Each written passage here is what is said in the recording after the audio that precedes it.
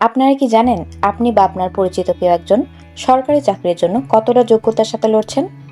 তা অনেক সময় আপনার দক্ষতা নয়, বরং কোটা নির্ধারণ করে দেয়।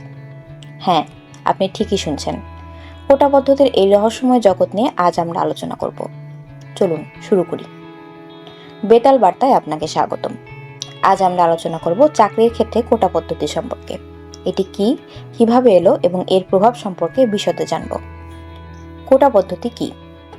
চাকরির ক্ষেত্রে কোটা পদ্ধতি হলো একটি বিশেষ ব্যবস্থা যেখানে কিছু নির্দিষ্ট জনগোষ্ঠীর জন্য সংরক্ষিত আসন বা স্থান নির্ধারণ করা হয়। এই পদ্ধতির মাধ্যমে বিভিন্ন সামাজিক, অর্থনৈতিক এবং জাতিগতভাবে পিছিয়ে পড়া গোষ্ঠীর জন্য সুযোগ তৈরি করা হয়।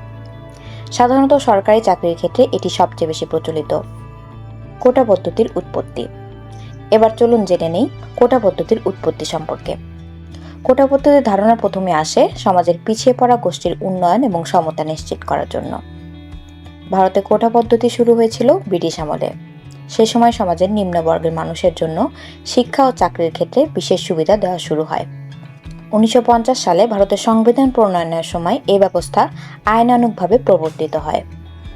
বাংলাদেশে স্বাধীনতার পর 1972 সালে বঙ্গবন্ধু শেখ মুজিবুর রহমান সরকার কোটা পদ্ধতি প্রবর্তন করেন। মূলত মুক্তিযোদ্ধাদের পরিবারের জন্য বিশেষ সুযোগ সুবিধা প্রদান করতে এই ব্যবস্থা চালু করা হয়। এরপরে ধাপে ধাপে অন্যান্য পিছিয়ে পড়া জনগোষ্ঠীর জন্য ক্রমান্বয়ে এই কোটার পরিধি বেড়েছে। এখন মুক্তিযোদ্ধাদের নাতি নাতনিদের জন্য এই কোটা প্রযোজ্য হচ্ছে। 64টি জেলার জন্য কোটা রয়েছে। মূলত দেশের অনগ্রসর মানুষকে সুবিধা দেওয়ার জন্যই কোটা ব্যবস্থা চালু করা হয়েছিল। বাংলাদেশের সরকারি চাকরিতে এখন 258 ধরনের কোটা রয়েছে। বাংলাদেশের পাবলিক সার্ভিস কমিশনের সূত্র মতে প্রথম শ্রেণীর চাকরিতে মোট 5টা ক্যাটাগরিতে কোটা ব্যবস্থা রয়েছে। এর মধ্যে সবচেয়ে বেশি রয়েছে মুক্তিযোদ্ধা কোটায়। প্রথম শ্রেণীর সরকারি চাকরিতে কোটা: মুক্তিযোদ্ধা কোটা 30%, জেলা কোটা 10%, নারী কোটা 10%, উপজাতি কোটা 5%, প্রতিবন্ধী কোটা 1%। বর্তমান প্রেক্ষাপট ও প্রভাব। কোটা পদ্ধতির বর্তমান প্রেক্ষাপট এবং প্রভাব সম্পর্কে আলোচনা করা যাক। বর্তমানে বাংলাদেশের সরকারি চাকরির ক্ষেত্রে 55% কোটা ব্যবস্থা রয়েছে, যেখানে মুক্তিযোদ্ধা কোটা, নারী কোটা এবং বিভিন্ন পেশাগত ও সামাজিক কোটা অন্তর্ভুক্ত রয়েছে। এই পদ্ধতি সমাজের পিছিয়ে পড়া গোষ্ঠীর উন্নয়নে অনেক সাহায্য করেছে, কিন্তু এর কিছু নেতিবাচক দিকও রয়েছে।